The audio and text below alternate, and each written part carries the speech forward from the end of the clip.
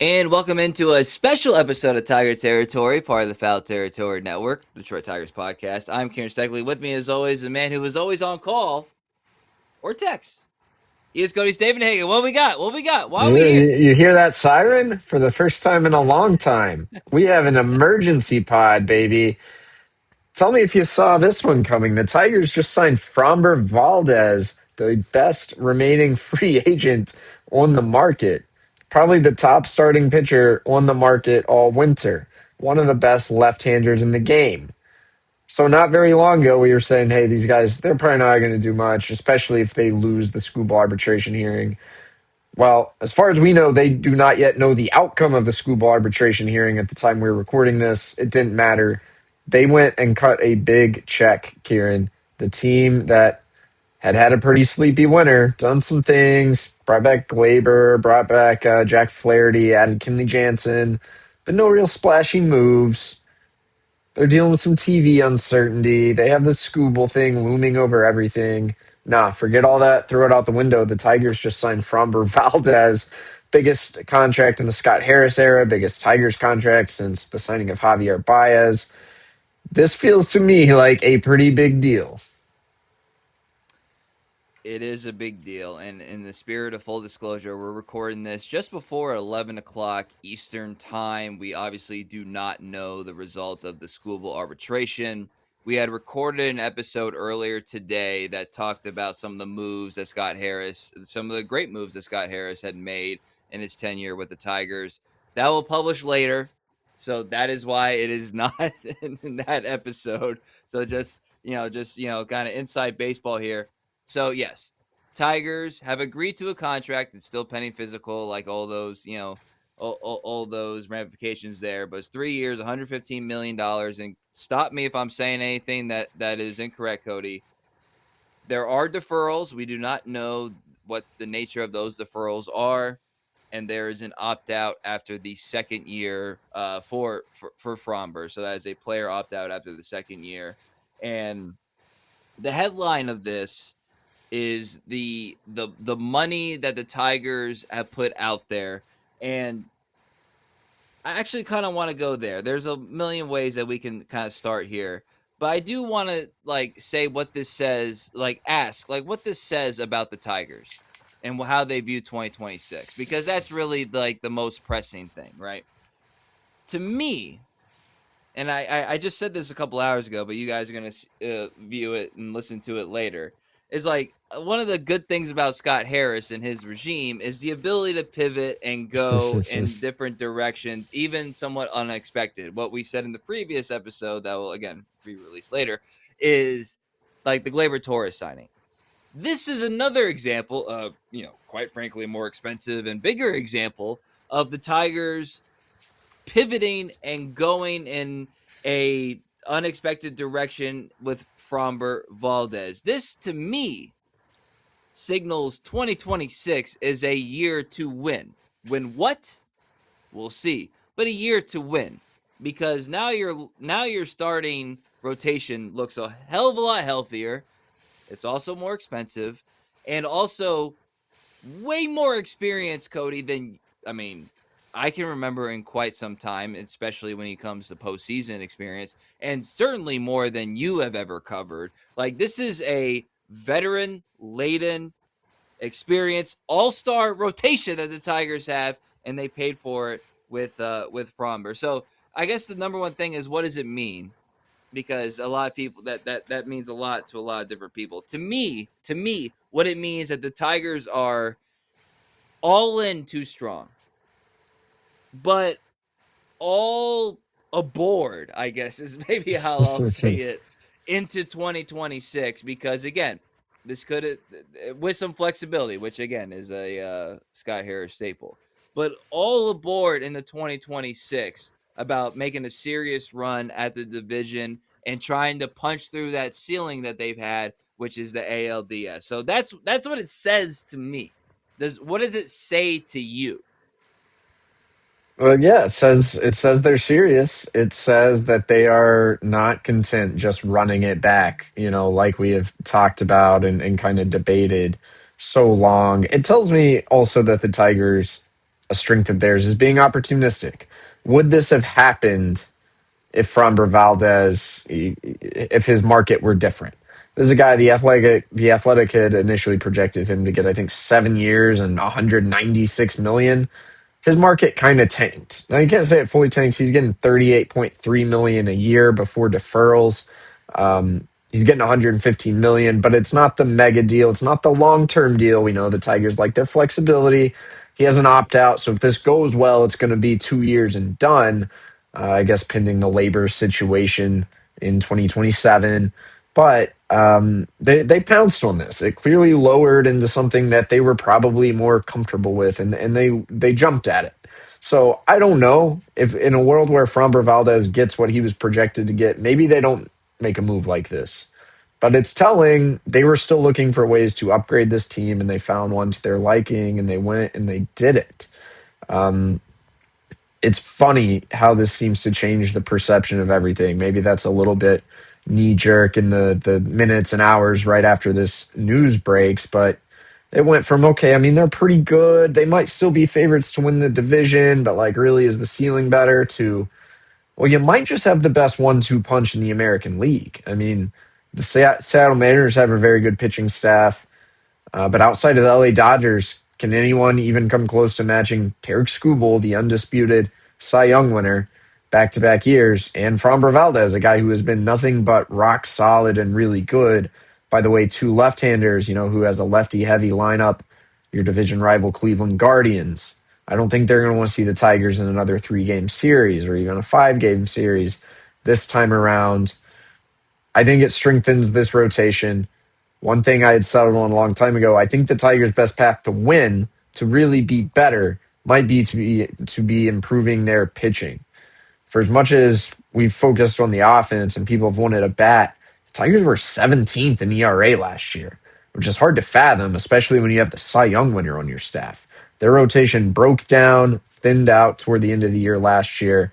I think it's reasonable to expect they're going to be better, and they now just might be a lot better. They could have that top 5 type pitching staff if Skubal can remain healthy, if Framber Valdez can remain healthy, which he has a track record of mostly doing. So look, I don't know that you want to overreact. There are some potential risks we're going to talk about here in a minute, but man, I think you feel a lot better about the overall shape of things, given that you went out and you made a real addition. So the shape of things, I want to focus on that here for a second. 2023 3.2 WAR, 2024 4.2 WAR, 2025 3.8 WAR for Fromber. That's an average just for 3 years, just for 3 years. And then we have a graphic up on YouTube that's more than that, but just for 3 years, that's a I went with 3.8. Fangraph. Sorry. Yeah, that's all right. That's all right. It's all good. 3.8 WAR. I use baseball reference here just for this, just in the spirit of full disclosure. The last time the Tigers had a starting pitcher not named Tarik Skubal that had a 3.8 WAR in a season, you have to go all the way back to Matthew Boyd in 2019. So if you're trying to determine like what does he actually add, like what are the Tigers adding to the rotation here? That's what they're adding. They're adding a bona fide stud to their lineup just based on 3-year average, and a guy who, look, he's 32. Could you argue his prime is more behind him than in front of him? Yes. But there are plenty of indications that he is still a highly valuable pitcher, and the last 3 years reflect that as well. I want to make mention that he has 85 pitches, or excuse me, 85 innings pitched, excuse me, in postseason play. That is something that is also worth mentioning. And look, since AJ Hinch came to Detroit, there has been a natural inclination to project and predict that the Tigers might get one of these former Astros to come to Detroit. To this point, at least on the marquees, it has not been the case. Yeah.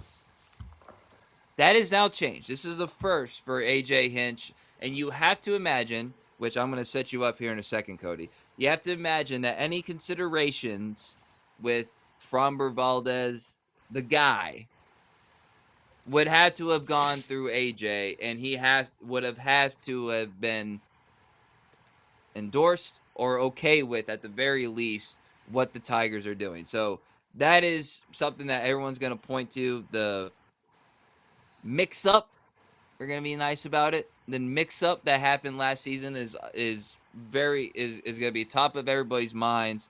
But if it were any other team, I would be more concerned about it than I would be the Tigers, given the AJ Hinch connection. So, what's the fair way to kind of go about that? Yeah, I think that's an important part of this whole discussion, and probably the answer to why the Tigers got Framber Valdez on a 3-year contract. There are clearly teams a little worried about the makeup aspect of things. Otherwise, he probably would have been paid like a pitcher who has been basically a 4 WAR guy for the past 4 seasons. Instead, the market wasn't quite there. Now the AAV is still high, but the length, it's a signal teams weren't willing to take that risk of a guy they're not sure about. I would say AJ Hinch and Scott Harris both have a little Taylor Swift in them, but daddy, I can fix him, right? AJ Ooh. Hinch has some confidence in his psychological genius, but he also has a relationship with Framber Valdez, and that's important too. He managed Framber for 2 years in Houston. He met with him before this signing. Does not surprise me that AJ has confidence in his ability to smooth over whatever issues may or may not exist. The Tigers, look, one thing I really believe is they have created a good environment for players. They have a good clubhouse culture. They probably think they can bring him in without too much trouble, or at the very least, that his upside is well worth any risk. So we'll see how this happens. He's going to have to adjust to a lot of things, a new team, new people. He's going to have to play, from an indoor park to pitching in freezing cold weather all the time. We'll see how those things go over. Another thing, Jake Rogers. These guys played together in the minor leagues up to high A before Rogers was traded. So one of the two catchers, Valdez already has a relationship with. Now, if you're not familiar with the incident Kieran alluded to, I think the second half last season there was a big hubbub. What appeared to be Valdez potentially, the catcher called, I believe, curveball. Valdez threw a sinker, hit his catcher with the Astros in the chest. It kind of appeared to be intentional. Valdez had a It indifferent was certainly a reaction thing. in the It was moment. certainly a thing. It was It was certainly a strange. Now, thing. all parties denied it being intentional, but it was a thing. It raised a lot of questions. Why, that's not something you can do to your teammates. So maybe it's important that at least one of the catchers there has caught Framber Valdez in the past, has some experience with him, probably knows how to communicate with him. That may be no small thing in this either, even if it's Dylan Dingler who ends up catching most, if not all, of Framber Valdez's innings. So those are some of the factors at play. I think pitching wise, look, Fromber's still really good. He is an elite ground ball pitcher. I think 97th percentile in ground ball rate, and he's like that every single year. Tigers tend to have success with ground ball pitchers. Infield defense will be interesting. I don't think they have the greatest infield defense in the world, but they're pretty good at positioning. It's worked for them in the past. The guys who have really struggled in recent years have been Charlie Morton, Kenta Maeda, Chris Paddock, more fly ball type guys. So he's going to get you a lot of ground balls. He doesn't necessarily help you miss more bats. He's middle of the pack, but he can strike out 8 to 9 guys per 9 innings. So not shabby. A lot of sinkers and a curveball that's really good, a curveball that can miss a lot of bats. This is a guy who's thrown a no hitter before. So when he gets rolling, he can be dominant. Overall, look, he's not Tarik Skubal, but he's been rock solid. He's been consistent. He's been durable. And you got to think that's worth the risk here. Yeah, it's certainly worth the risk. And again, like, people are gonna get heavily attached to the average annual value, the deferral aspect, how it compares to the Skubal arbitration stuff. That's all separate. Like, that's all separate.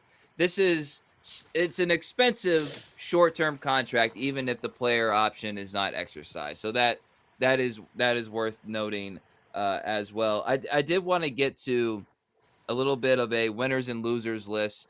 The winners, obviously Valdez, he gets paid, you know, AJ. This has AJ written all over it. Again, like at the very least, a sign off from AJ had to be a part of this. The losers thing, because we spent a lot of time. I mean, we had Troy Melton discussions out the wazoo, Cody, that are now largely Poor irrelevant Troy. Poor Troy. because Troy Melton, as the injuries can happen, we all understand this, but as the projected starting five is currently constructed, Troy Melton's on the outside looking in as a starter, and then as is Drew Anderson, who was given a contract and will still enter spring training, as will Melton, obviously, as a starter. So now this there will be a battle for the number 5 spot. All of a sudden is, pending injury. It's kind of set. Your 5 is kind of set. So so those are some losers there. And you know what? I'll throw Scott Harris and Chris Illich in there because the number one criticism was the inability to go out and get guys and to spend money. And however you feel about this is an example of going out and get a guy and then spending some money. So they have to be winners there as well. So problem solved for some of your spring training content, Cody. You don't have to worry about a number 5 starter uh, battle to write about. Yeah, I mean, I had written that this was going to put the Tigers' financial principles to the test, talking about the Skubal deal, the TV stuff, the idea that the Skubal arbitration case was going to weigh heavily on whether the Tigers got another pitcher of substance. Um, well, maybe it did put things to the test. I don't know exactly what went down, but turns out they went out and they spent in a meaningful way. Scott Harris and Chris Illich definitely look like winners here. And I've already gotten several text messages about it. This doesn't look so good if the Tigers just turn around and trade Skubal, right? My understanding, at least in this moment, Tigers are keeping Tarik Skubal. And so again, you might just have the best 1-2 punch in the American League. Certainly one of the best 1-2 punches in baseball without any question.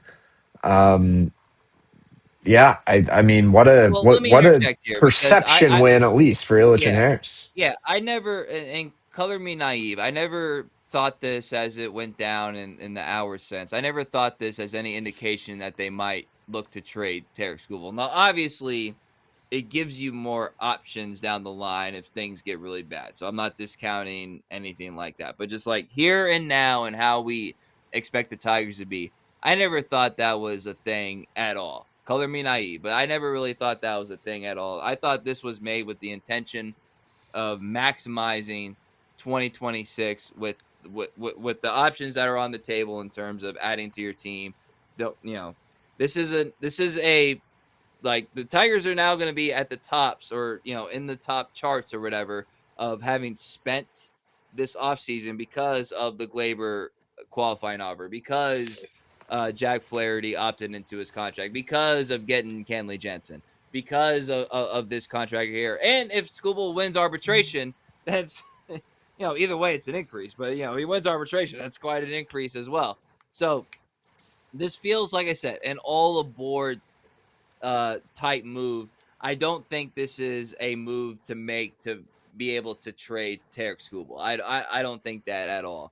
Uh, color me naive, like I said. I didn't put that in there. And for whatever it's worth, contractually obligated but unsponsored Tarik Skubal segment.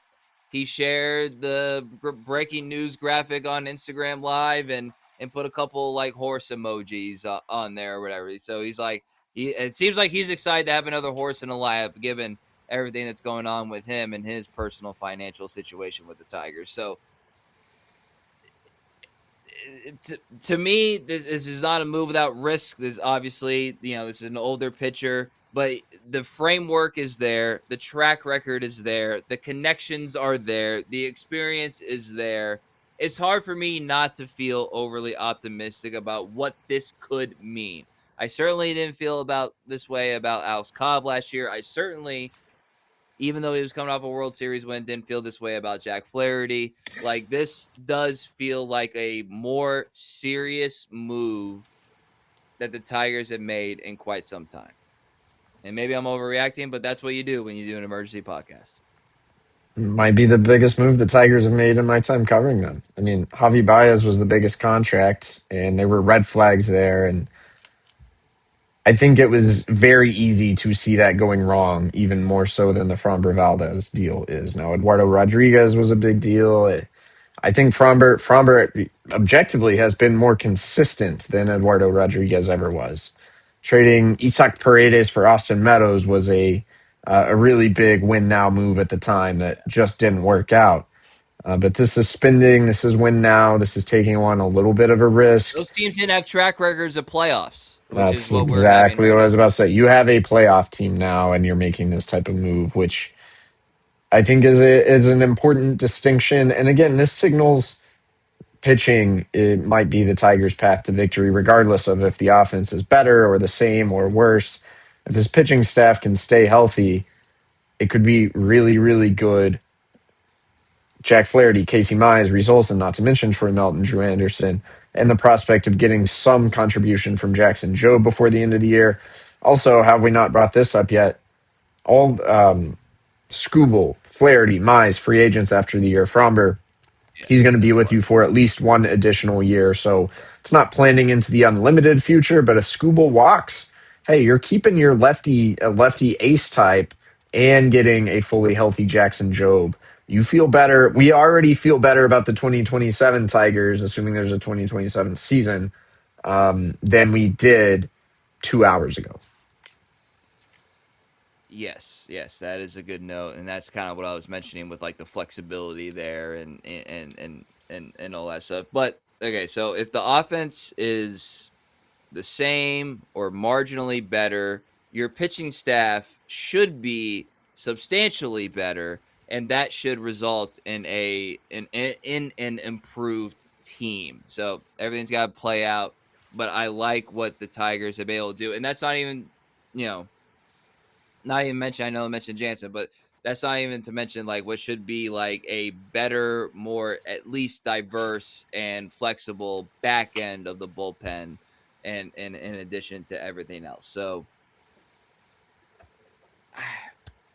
this is a come up for the Tigers right here. I'll be honest with you. This is a come up for the Tigers right here. Come up to level paying guys. Come up to status.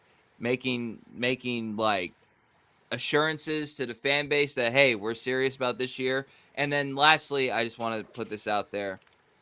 Do not buy into any I'm going to try to be kind here. Any people that are just trying to get a reaction on social media saying that this is indictment of how they view Tarik Skubal, that they only were willing to give Tarik Skubal 19 million, but they'll pay Fromber an average of 38. These are independent. All right. This is not like, oh, well, Skubal said no to 19, so we're going to pay Fromber this. Like, That's just dumb. ignore that. Just That's really ignore dumb. that. Just ignore that. There's a lot of that out there already, and it's going to continue. Just ignore that. That would be my last piece of advice. All right. Anything else, Cody, before we wrap up this pod? I think that's all I got for now. We're going to talk in the coming days to Scott Harris, maybe AJ Hinch, Framber Valdez himself. We'll digest this a little more, read up a little more, scout up a little more, and we'll be back with a lot more Framber Valdez talk. Thank you guys for staying up with us on an exciting night in Tigers Land. Yes. And if you haven't already, subscribe to us on YouTube, Apple, Spotify, wherever you get your podcast. Tiger Territory at Cody Stavenhagen. I'm at Kieran _Steckley. Pod page is at Tiger Territory _4. So for Cody Stavenhagen, I'm Kieran Steckley. Everybody have a great night.